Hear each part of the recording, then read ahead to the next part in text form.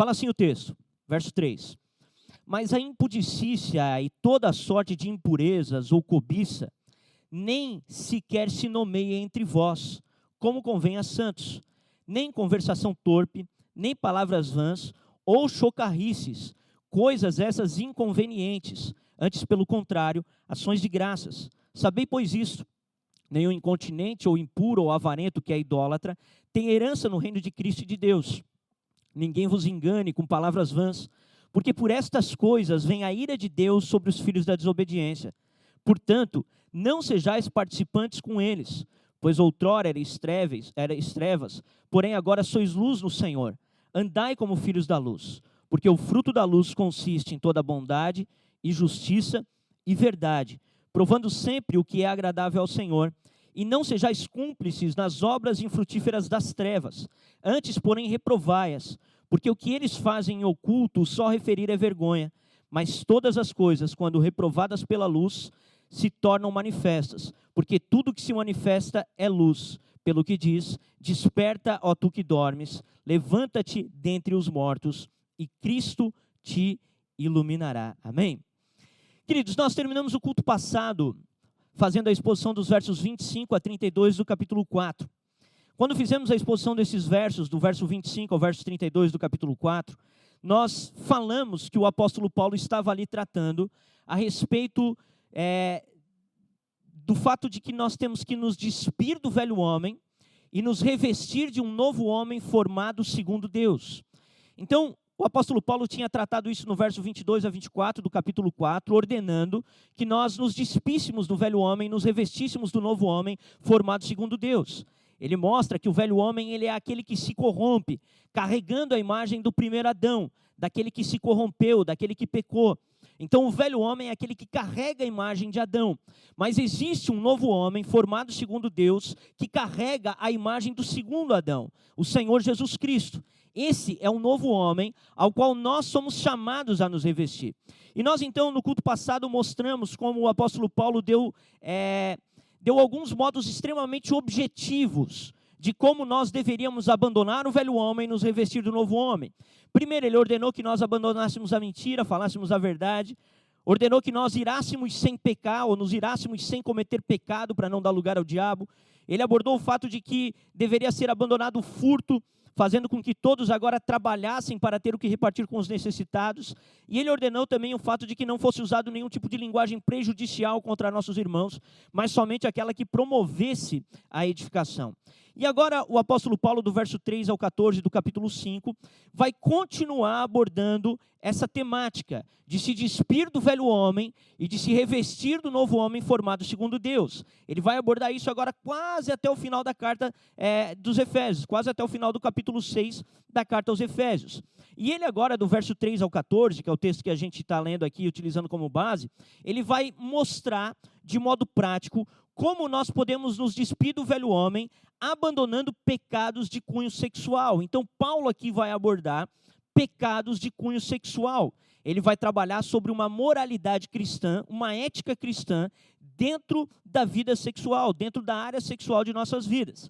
E ele, então, vai abordar isso, citando ali pelo menos 3 pecados de cunho sexual que devem ser abandonados pelos cristãos, para que eles venham a se despir do velho homem e se revestir do novo homem formado segundo Deus. O revestimento do novo homem a gente vai tratar no culto que vem, quando a gente vai falar do enchimento do Espírito, porque ele vai dizer que o novo homem, ele vai ser revestido por meio do enchimento do Espírito, né?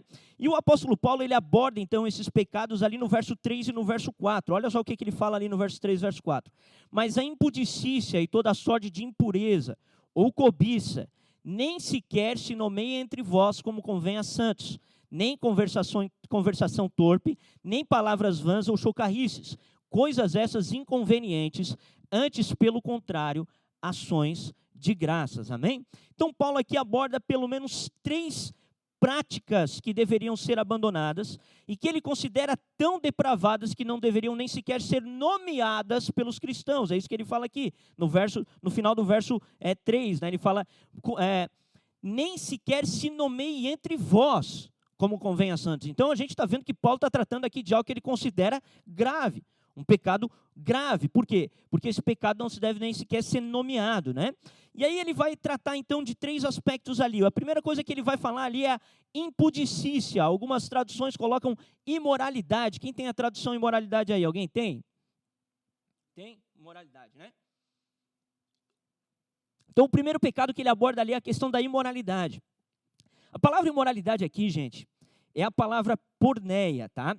É a palavra porneia no grego. Essa palavra porneia é a palavra que é uma palavra que, quando colocada ao lado de adultério, ela significa basicamente fornicação. Mas aqui, como ela está isolada, ela não está ao lado da palavra adultério, ela significa imoralidade em todos os âmbitos ou em todos os aspectos, né? Então, a palavra porneia, quando ela é colocada ao lado da palavra adultério, ela significa fornicação. O que seria fornicação? Fornicação é sexo fora do casamento. Fornicação é sexo antes do casamento ou fora do casamento, né? Então isso seria fornicação. Mas aqui nesse texto, o apóstolo Paulo está colocando a palavra porneia de maneira isolada. Ele não está colocando a palavra porneia ao lado da palavra adultério. E essa palavra, então, agora significa literalmente imoralidade sexual. Paulo, então, aqui está tratando de imoralidade sexual. Ele está mostrando que é proibido para os cristãos toda prática sexual que seja definida pela Bíblia como imoralidade. Agora, como que nós definimos biblicamente o que seria imoralidade sexual? O que é lícito, o que não é lícito biblicamente falando? E nós temos 2 maneiras de definir imoralidade sexual pela Bíblia. A primeira maneira é a gente abrir 1 Coríntios capítulo 7, verso 1 e verso 2. Vamos lá. 1 Coríntios capítulo 7, verso 1 e verso 2.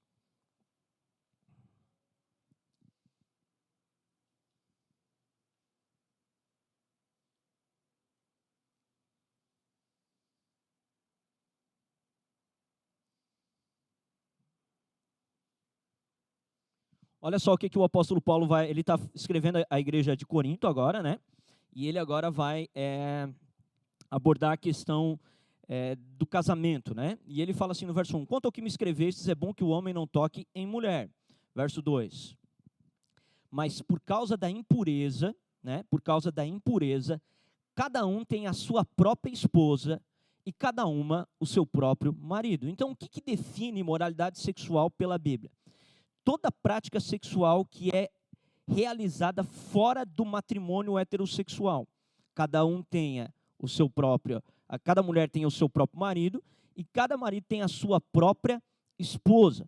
Então, tudo aquilo que é cometido de maneira sexual fora do âmbito do casamento, homem e mulher casados, isso é considerado imoralidade dentro do casamento, né? Fora do casamento é considerado imoralidade por Deus. Uma outra maneira da gente definir o que seria imoralidade sexual pela Bíblia é a gente abrir Levítico capítulo 18. Abre comigo Levítico capítulo 18. Vamos lá. Olha só, aqui em Levítico capítulo 18, o apóstolo Paulo ele vai listar aqui toda a ética sexual bíblica está aqui em Levítico capítulo 18, tá? Então, se você quer aprender ética sexual bíblica, você vai para Levítico 18. E aqui em Levítico 18, Paulo ele vai dividir o capítulo do seguinte modo. Do verso 6 ao verso 17, ele vai fazer proibições a respeito de incesto. Então, ele vai começar a trabalhar qual é o limite de relacionamento entre pessoas que têm um parentesco, né? Então, ele começa a trabalhar todos esses limites. Depois, do verso 18, ele vai dar uma ordenança à questão da monogamia. Ele vai proibir que o homem tenha mais de uma esposa. Ele vai trabalhar ali a ideia da monogamia como sendo o padrão estabelecido por Deus. E no verso 19 ao verso 23, o apóstolo Paulo vai trabalhar, o autor aqui, Moisés, ele vai trabalhar aquilo que ele chama de uniões abomináveis. Eu queria que a gente pudesse ler isso ali. Verso 19 a 23 fala assim, ó. Não te chegarás à mulher para descobrir a nudez durante a sua menstruação, nem te deitarás com a mulher de teu próximo para te contaminares com ela. E da tua descendência não darás nenhum para dedicar-se a Moloque, nem profanarás o nome do Senhor teu Deus, eu sou o Senhor. Com homem não te deitarás como se fosse mulher, é abominação. Nem te deitarás com um animal para te contaminares com ele, nem a mulher se porá perante um animal para juntar-se com ele, porque é confusão. Então o apóstolo Paulo aqui está definindo quais são os limites da união sexual em relação à questão da imoralidade. Ele está definindo aqui aquilo que seria uma abominação para Deus. E ele vai proibir ali vários tipos de uniões ali. Ele vai proibir a questão da homossexualidade, vai proibir a questão da bestialidade, ele vai proibir ali vários tipos de pecados sexuais. Então o apóstolo Paulo, agora escrevendo para a igreja de Éfeso, ele fala, olha, a imoralidade, ela não deve estar no meio de vocês. Então os crentes, eles são chamados a ter uma vida sexual de pureza. Eles não são chamados à imoralidade, mas eles são chamados à pureza sexual. E o que seria então a pureza sexual? 1 Coríntios capítulo 7, verso 2, cada marido tem a sua própria esposa, cada esposa tem o seu próprio marido. Esses são os limites que Deus estabeleceu para a questão da sexualidade, biblicamente falando. E ele continua logo na sequência dizendo que além da imoralidade, os cristãos eles deveriam abandonar aquilo que ele chama de impureza. E o que seria impureza? A palavra impureza aqui no grego, ela tem um sentido de impureza no sentido interno. Enquanto a imoralidade proíbe a prática dos pecados sexuais, a impureza proíbe uma mentalidade depravada. Então a impureza ela tem a ver com o coração, com a mente. Vocês lembram que Jesus ele disse que aquele que olha para uma mulher com um olhar impuro, esse já cometeu adultério para com ela? Então a impureza estaria relacionada a esse tipo de comportamento.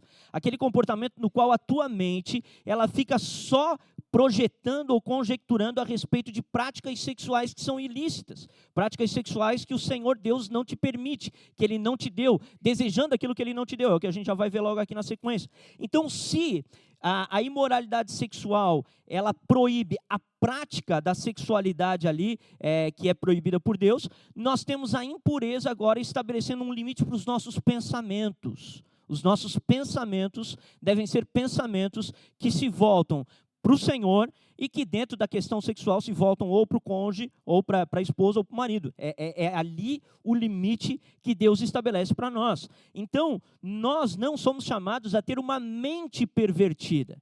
E aqui é uma questão muito complicada, né? Porque a gente vive numa sociedade extremamente depravada, né? Uma sociedade extremamente sexualizada, hipersexualizada. Eu não sei vocês, eu comecei a ter contato com pornografia com 13, 14 anos de idade, né? Então, a gente vai criando uma mentalidade extremamente depravada.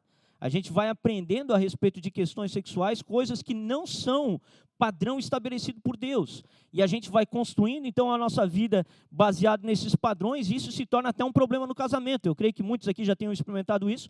Problema depois de relacionamento dentro do casamento, porque o cara vai para o casamento com uma mentalidade depravada, achando que a esposa do cara é aquela coisa que ele via na pornografia. Por quê? Porque foi completamente deturpada a mente da pessoa, né? Então, o apóstolo Paulo aqui, ele estabelece aqui um limite também para o pensamento. Olha, isso não se deve nem sequer nomear no meio de vocês. E ele continua, né? Ele continua dizendo que a cobiça também deve ser abandonada. E a palavra cobiça, essa palavra cobiça que está aqui, ela é traduzida na Bíblia para a palavra avareza em alguns contextos. Então, essa mesma palavra é traduzida para a palavra avareza. Só que no contexto que ela está aqui, essa palavra não significa avareza. Ela significa cobiça no sentido de desejo por aquilo que não é teu. Então, ele ordena que os cristãos abandonem a imoralidade, abandonem ali toda a questão da perversidade, toda a questão ali da impureza em relação aos pensamentos, e que ele abandone agora também a cobiça. O que seria essa cobiça? Seria a quebra do 10º mandamento. Quem aí sabe o 10º mandamento de cor? Vamos ver. Eu estou num exercício com a igreja, para ver se a igreja decora os 10 mandamentos. 10º mandamento, vamos lá. Não vale nota, gente. Não cobiçarás, isso aí, não cobiçarás a casa do teu próximo, não cobiçarás a mulher do teu próximo, não cobiçarás o animal do teu próximo, não cobiça. O que Paulo está estabelecendo aqui? Ele está estabelecendo um limite para os teus desejos. A Bíblia ela fala que o homem ele deve desejar a mulher da sua mocidade. O que o Senhor te deu foi a tua esposa ou foi o teu marido. Ele não te deu nada além da tua esposa e do teu marido, para que você cobice aquilo que não é teu. Então há uma ordem de Paulo para que a cobiça seja abandonada aqui. Para que o homem não deseje aquilo que não é seu. Porque cada um tem a sua própria esposa e cada esposa tem o seu próprio marido. Então há um claro limite aqui estabelecido por Deus. A cobiça, ela é aqui proibida também pelo apóstolo Paulo. E ele vai dizer que todas estas coisas, então, elas não devem nem sequer ser mencionadas entre nós. É isso que ele vai falar, né? E aí ele vai proibir também todo tipo de conversação torpe, né? O que ele vai falar ali no verso 3. Bota ali pra gente o verso 3, Efésios 5:3, por favor. Era o 4, obrigado, volta no 4 ali. Olha só, nem conversação torpe, nem palavras vãs ou chocarrices, coisas essas inconvenientes, antes pelo contrário, ação de graça. Aqui ele está proibindo aquela velha piada suja, né? Aquele papinho que tem de bar, de boteco, aquele papinho que tem na produção da empresa, né? Aqui ele está proibindo esse tipo de linguagem, esse tipo de conversa. Ele está falando que isso aí não deve nem sequer ser nomeado entre vocês.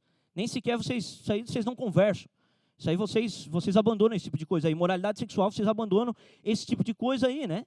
E é muito interessante, muito importante a gente entender isso, gente. Porque as pessoas, elas tendem a achar que essas coisas, elas são comuns, né? Ah, não, pô, pastor, mas isso aí todo mundo faz, cara. Todo mundo conta uma piadinha, né? Todo mundo conta um negocinho, todo mundo assiste ali um videozinho, todo mundo manda uma figurinha do WhatsApp, aquelas figurinhas bem bonitas, assim, né? Uma coisa maravilhosa, assim, né? Não, isso aí todo mundo faz, isso aí é uma coisa comum. Mas olha o que Paulo vai falar agora no verso 5 e no verso 6, olha só. Sabei, pois isto, nenhum incontinente, ou impuro, ou avarento, que é cobiçoso, tá? É a mesma palavra que a gente traduziu lá para cobiça, ou avarento, que é idólatra, né? Então ele fala que o cobiçoso, ele é idólatra, né? E ele diz assim, tem herança no reino de Cristo e de Deus. Verso 6. Ninguém vos engane com palavras vãs, porque por estas coisas vem a ira de Deus sobre os filhos da desobediência. Então, olha isso aqui, gente. Isso aqui é forte, isso aqui é pesado, gente. Porque as pessoas tendem hoje a minimizar essas coisas.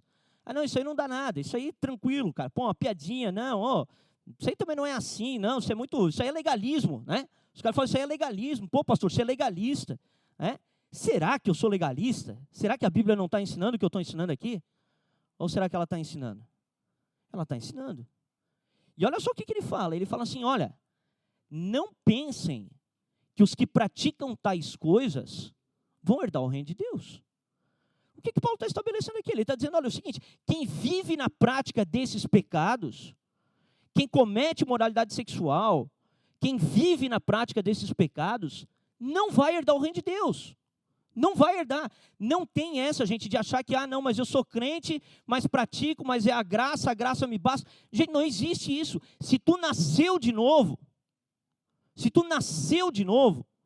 tu és agora um novo homem segundo Deus, conforme Cristo. E estas coisas são abandonadas. Agora, quando nós não nascemos de novo, então, a gente acaba repetindo a prática do primeiro homem que se corrompe, que é Adão. Então, ele estabelece aqui um limite, ele diz, olha, não vai acontecer, não vai herdar o reino de Deus, quem pratica estas obras não vai herdar o reino de Deus. E aí no verso 6 ele faz algo muito interessante, o que ele fala? Ele fala assim, ó, ninguém vos engane com palavras vãs, porque é por causa destas coisas que vem a ira de Deus sobre os desobedientes. O que Paulo está falando aqui? Ele está falando justamente isso, ele está falando assim, ó, não deixa ninguém enganar vocês, dizendo que não dá nada. Ah, não dá nada, isso aí não é tão grave assim, isso não é uma coisa tão complicada assim. Ele está falando, não deixa ninguém enganar vocês com palavra vã, porque é sério sim, é uma coisa grave sim. Ele está estabelecendo como um pecado grave sim, e ele está dizendo que por estas coisas é que vem a ira de Deus sobre os filhos da desobediência. E a gente vai ver que a Bíblia, ela trata o pecado, né, de cunho sexual como sendo um pecado mais grave do que os outros pecados, porque a gente tem também, isso é uma falácia que a gente tem no meio da igreja, tá? Essa ideia de que não existe pecadinho e pecadão. Quem já ouviu essa frase? Ah, não existe pecadinho e pecadão. Existe. A Bíblia fala que Jesus, olhando para Pilatos, disse assim, aqueles que me entregaram para ti têm pecado maior do que tu. Ele estava dizendo que os judeus tinham cometido um pecado pior do que os romanos, porque os judeus haviam entregado Jesus a Pilatos. Então ele está estabelecendo uma distinção de gravidade de pecado. E quando a gente olha para 1 Coríntios capítulo 6, a gente vai ver que o pecado de moralidade sexual, ele é um pecado extremamente grave, porque ele é cometido no corpo. Você quer ver? Abre comigo 1 Coríntios capítulo 6, do verso 14 ao 20. Vamos lá. Vocês estão comigo, gente? Então tá bom. Mais uma manhã tranquila na igreja de Comunidade Levi. Sossegada. Capítulo 6, do verso 14 ao 20, eu acho que é. Então olha só o que ele fala. Deus ressuscitou o Senhor e também nos ressuscitará a nós pelo seu poder. Ele está estabelecendo a promessa da ressurreição do último dia. Todos nós seremos ressuscitados juntamente com Cristo se estivermos nele. E aí ele continua. Não sabeis que os vossos corpos são membros de Cristo?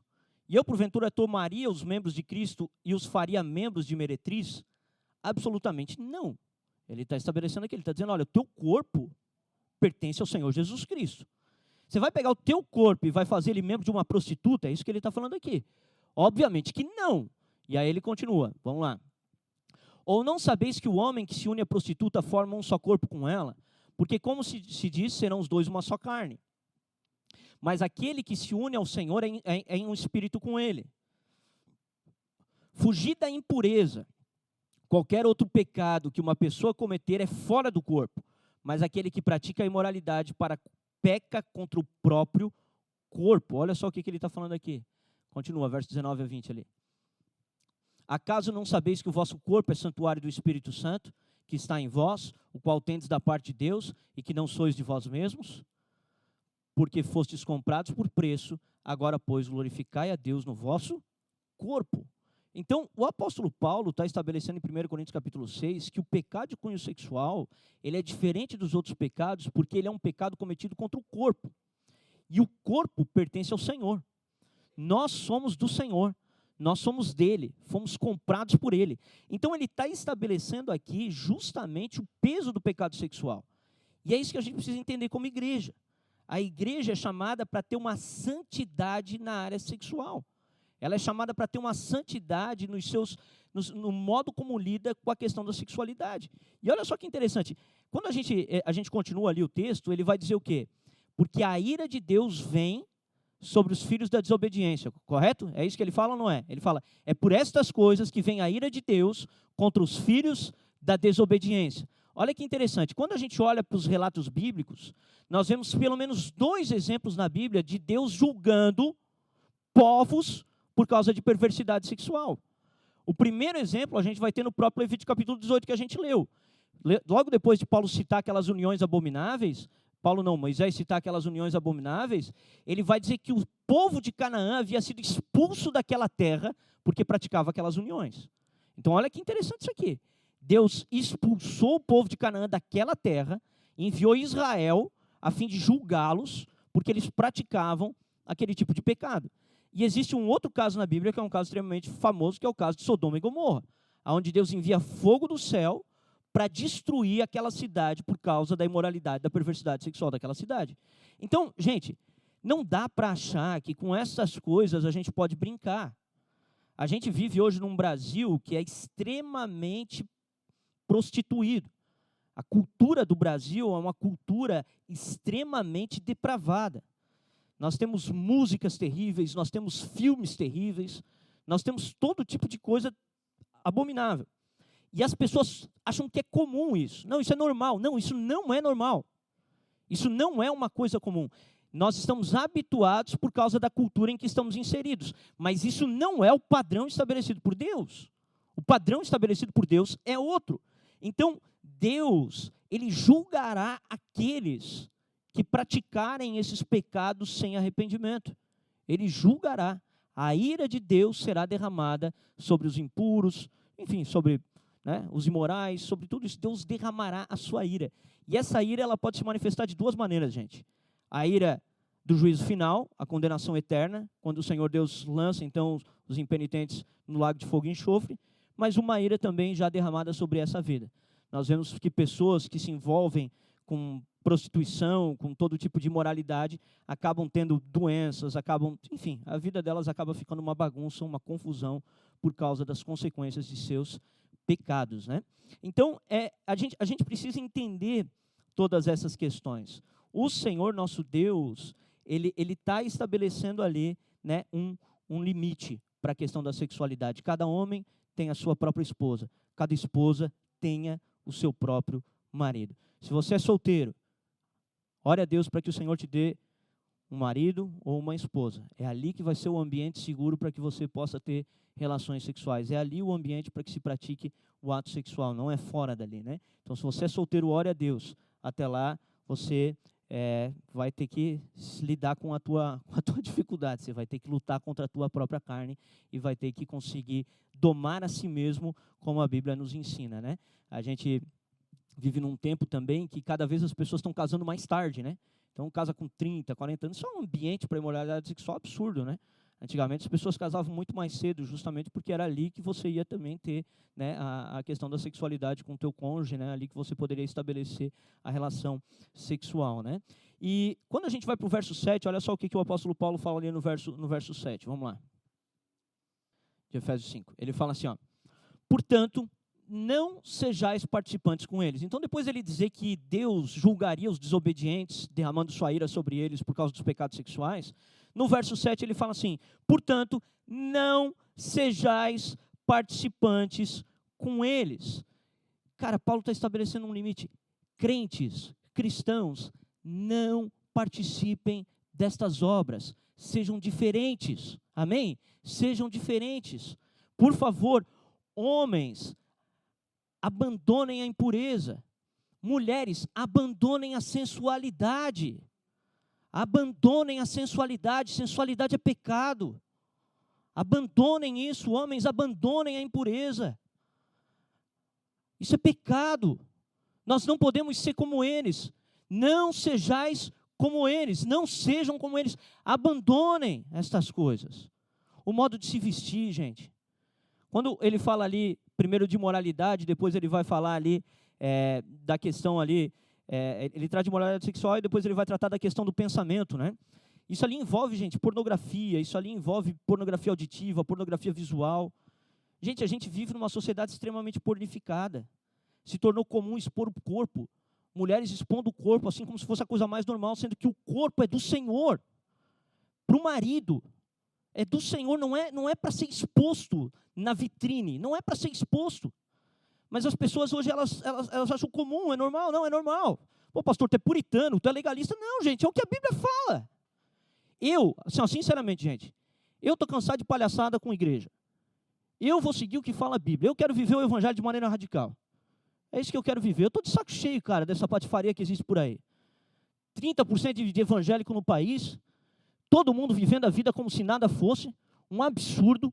As pessoas tocando o barco como se a vida fosse um absurdo, gente. Eu não vou viver isso. Eu, como pastor dessa igreja, não vou pregar isso, gente. Se você quer vir aqui para ouvir, não, você pode... Não, mulher, você tem que tampar o teu corpo. Você tem que tampar o teu corpo, isso é um absurdo. O corpo é do Senhor. É para o marido, é para a esposa. O corpo do homem para a esposa é o corpo da mulher para o marido. Isso não tem cabimento. Então, a gente precisa entender que o apóstolo Paulo está falando justamente isso. Portanto, não sejais participantes com eles. Queridos, nós não seguimos a cultura, nós seguimos o evangelho, amém? É a palavra de Deus que a gente segue. É a palavra de Deus. Ou você vai se moldar e seguir a cultura, ou você vai se moldar e vai seguir a palavra de Deus. Eu entendo a fase de adaptação, né? Todo mundo chega na igreja, quando chega na igreja, cara, o cara veio de uma vida depravada, eu vim de uma vida depravada, amém? Vim de uma vida depravada. Só que, cara, eu cheguei e fui aprendendo o evangelho, aos poucos você vai abandonando tudo isso. Existe um tempo de adaptação, eu entendo isso perfeitamente, cara. Existe um tempo de adaptação. A pessoa não vai chegar e vai absorver todas as coisas do dia para a noite, ela vai ter que ser discipulada, vai ter que ser ensinada. Mas, em primeiro lugar, a pessoa tem que ter coração ensinável, tem que estar disposta a aprender. Ela tem que ter coração ensinável e estar disposta a aprender. Segundo lugar, uma coisa é você ter chegado ontem, outra coisa é você estar 10 anos na igreja e continuar vivendo do mesmo jeito, né? Então, o apóstolo Paulo aqui, ele está estabelecendo um claro limite. Ele está dizendo, não vivam como vivem eles. E ele vai estabelecer o porquê no verso 8. Porque outrora erais trevas, porém agora sois filhos da luz no Senhor. Andai, pois, como filhos da luz. Então ele está falando, por que tu não vai ser como eles são? Simplesmente porque em outro tempo tu era trevas. Mas hoje tu não é mais. Tu és filho da luz no Senhor. E se tu és filho na luz do Senhor, tu tem que viver como? Como um filho da luz. É assim que se vive. É isso que o apóstolo Paulo está estabelecendo. E ele vai continuar ali no verso 11 a 14, falando o seguinte, olha só. Verso 11. E não sejais cúmplices nas obras infrutíferas das trevas. Antes, porém, reprovai-as. Olha que importante isso aqui, cara. Paulo aqui, Ele não está estabelecendo só a questão de que não é para tu participar da obra das trevas. Ele está dizendo que tu tem que reprovar as obras das trevas.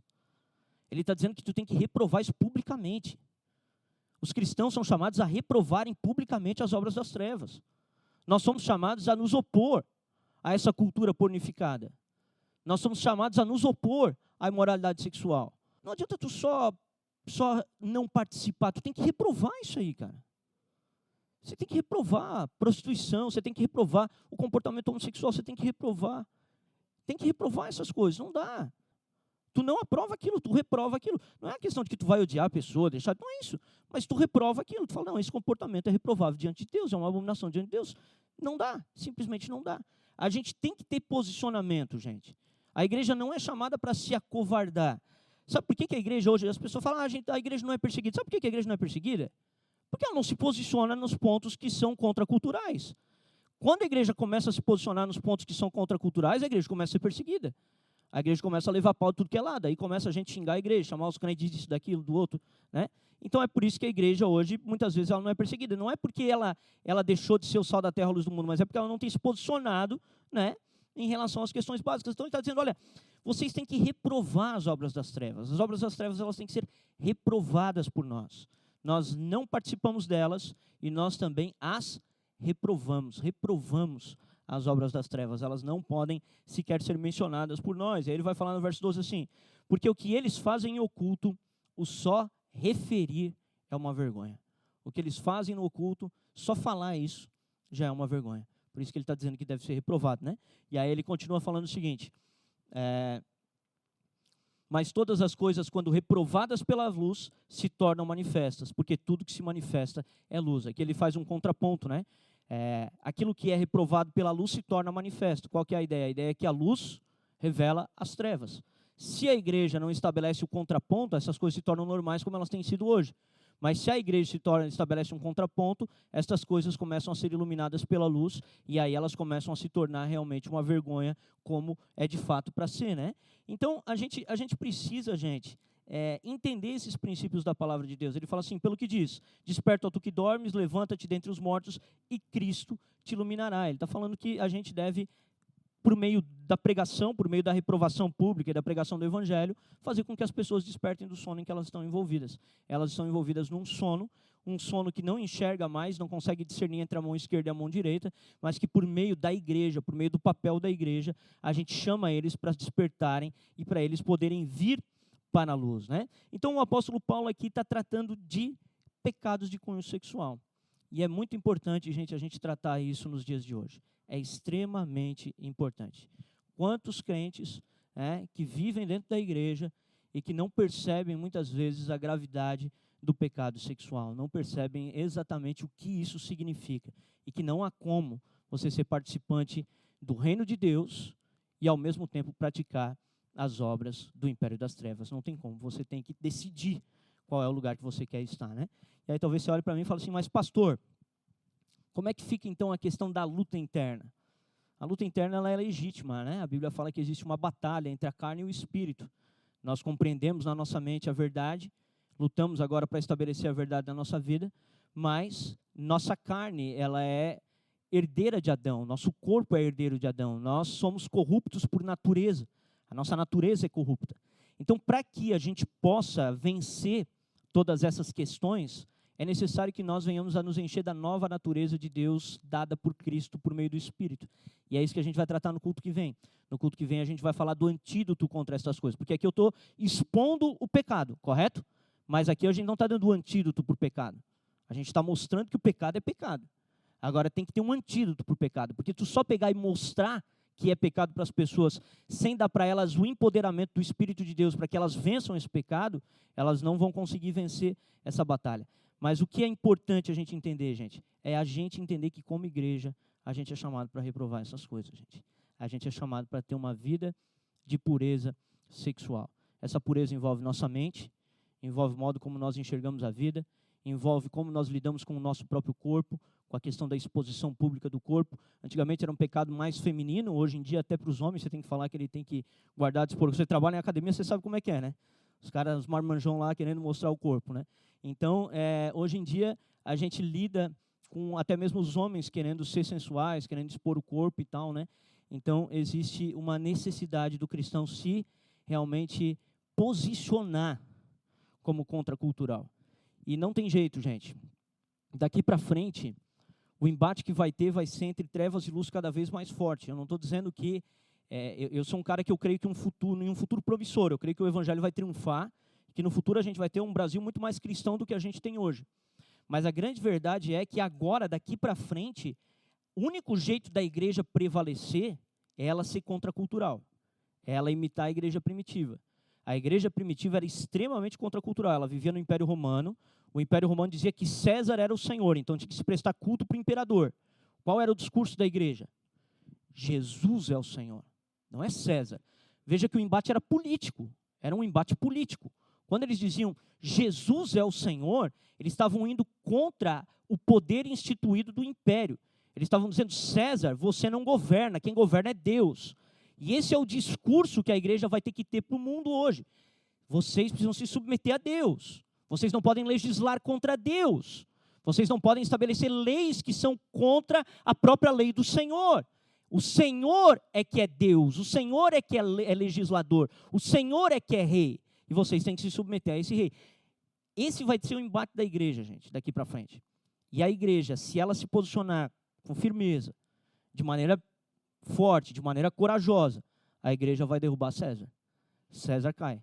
Do mesmo modo que o Império Romano caiu e se tornou cristão, a igreja vence, a igreja triunfa. E a gente começa a ter uma nação um pouco mais cristianizada, um pouco mais adequada àquilo que são os padrões morais de Deus. Mas não vai ter lugar para esse cristianismo meia boca, gente. Não vai ter lugar. Esse cristianismo meia boca, ele não vai nem para um lugar nem para o outro, né? Ele fica ali no meio, ali, Jesus, Jesus, todo mundo com a mão levantada, como eu te amo. E aí ninguém nunca leu a Bíblia, ninguém sabe o que está escrito. E Jesus, Jesus, né? Então isso aí não vai impactar a nação, isso aí não vai mudar a realidade. O que vai mudar a realidade é uma igreja que olha para o que a Escritura diz e prega o que a Escritura diz, e fala da verdade, fala do que está ali. E com isso eu creio, gente, que a gente vai conseguir realmente estabelecer um avanço no Evangelho, amém? Por isso, gente, tenham paciência comigo, né? E eu tenho paciência com vocês. Quando eu falo dessas questões, por exemplo, de horário de culto, é porque o que eu estou querendo realmente falar é isso. Só tem uma igreja que vai fazer diferença. É uma igreja posicionada. Se for para ser uma igreja que não se posiciona, gente, eu vou fazer reunião na minha casa com a minha filha, com a minha mulher lá, pego uns amigos, me reúno lá e a gente fica lá de domingo lá adorando Jesus lá, pega uma meia dúzia, entendeu? Mas não, eu creio que Deus ele quer realmente uma igreja forte na nação e é por isso que a gente tem trabalhado. Amém? Então gostaria de convidar a se colocar de pé.